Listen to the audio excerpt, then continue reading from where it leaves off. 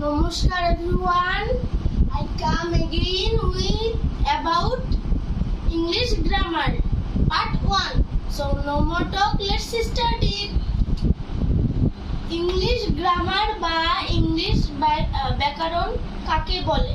ইহা কত প্রকার ও কি কি?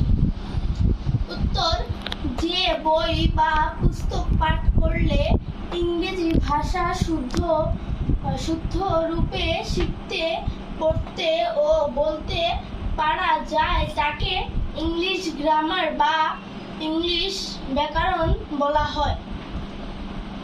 নিয়ম কানুনের দিক থেকে ইংলিশ গ্রামারকে 5 ভাগে ভাগ করা হয়ে থাকে। এখানে আমরা 5 ভাগ দেখে আসি।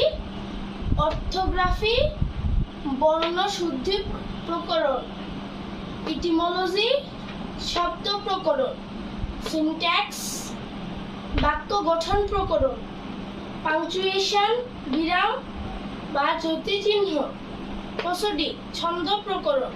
সো নো মোর টক।